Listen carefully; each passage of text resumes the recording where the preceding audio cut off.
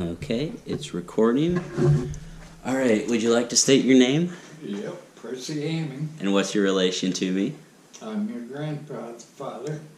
All right, so this is the interview where I interview you about your life. I guess we can start from your childhood, I guess. You want to describe how you grew up? Yeah, I can. It was kind of traumatic. My mother died when I was in the first grade. And then my father got very ill shortly afterwards for basically the rest of his life. So, and then from the 5th grade on, we were virtual orphans on the dairy farm. So we had to, we knew we had to work in order to eat. We provided our own discipline. It's either work and make money or don't eat. The latter's not a very good choice. I don't imagine so. But we had a lot of advantages that came with it. As a kid, I could drive a car virtually anywhere I wanted.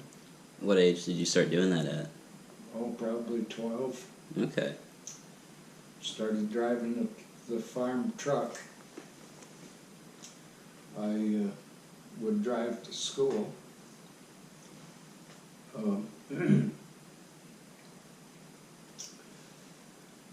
And most of the winter, my father would be in the hospital. And so I had to learn to practice signing his name. So I wrote checks and I signed not only my report cards, but my brothers and sisters. So you were a young criminal. I got early training. Only to discover later on, the banker said, I don't know why you signed his name.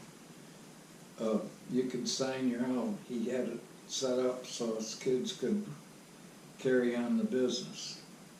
And how many siblings did you have? I had 2 older brothers and a younger sister. Okay. And my sister was, my mother died when she was born.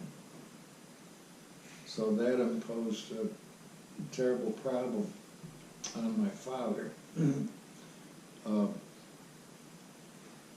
She stayed with a great aunt to begin with. But back in those days, in the rural areas, they fed my sister mostly of diluted cow's milk. And I don't know how they made it up. But cow's milk gives most kids who take it as infants eczema. So she had a terrible case of eczema, and it virtually threatened her life for the first quite a few years. So that made things pretty difficult.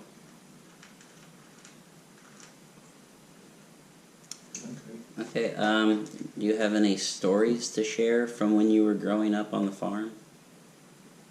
Anything fun or interesting that happened, or any? Well, a lot of things were fun, some of which I can't tell. Fair enough. We used our own initiative we had to generate our own fun. We did a lot of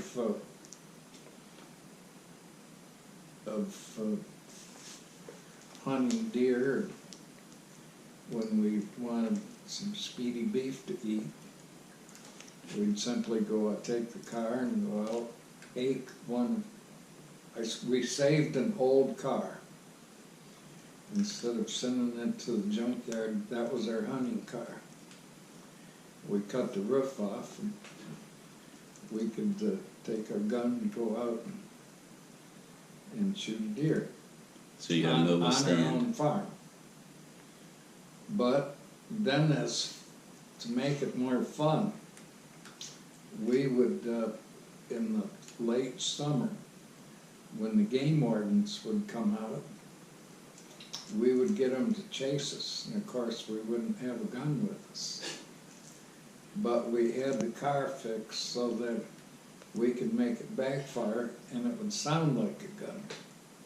Then we'd get the game wardens to chase us. Well, they didn't know the roads like we did because we practiced it.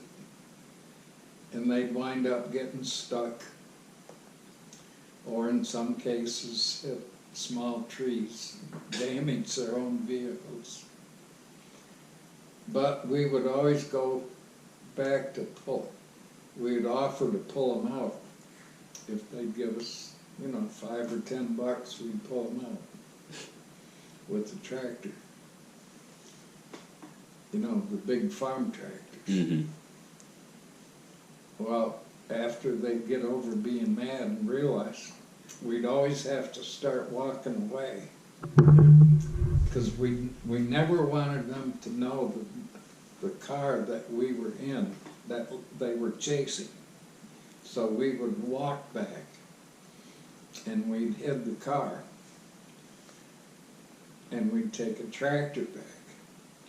But we would have to walk. They wouldn't necessarily offer to pay us. So we'd start walking away, and when we get far enough away, they'd holler at us, "Okay, we'll pay." And back then it didn't cost much for a case of beer. So we would always try to find somebody.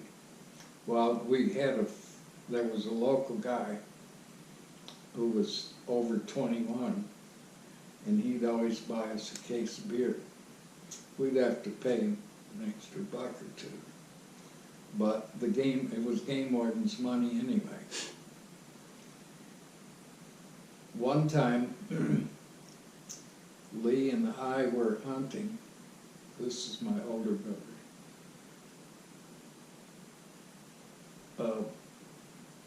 And we were legal. We had, well, back then in Michigan, you had to put your license on the back of your jacket, so it was visible.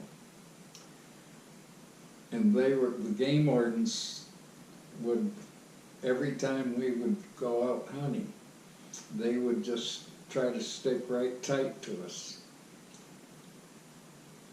And this time they sent a helicopter to check us out. So as they circled around with the helicopter, we kept staring up at it. So when they would be going in a circle, we would just turn to keep our back away from them so they could not see if we had a license. And the field it was a cornfield that had been harvested, and it rained so much it was so muddy. And we had to walk in quite a ways from where we parked our car because it was too muddy to go in. And finally, they got tired of us turning, so they couldn't see our back. So the helicopter landed, and they didn't know it was so muddy. Well, then we turned our back and showed them our license and walked away. And they got stuck in the mud. Yeah, like quite a few things like that. Okay. Where did you go to school, or like, I guess? In McBain. Okay. It was organized as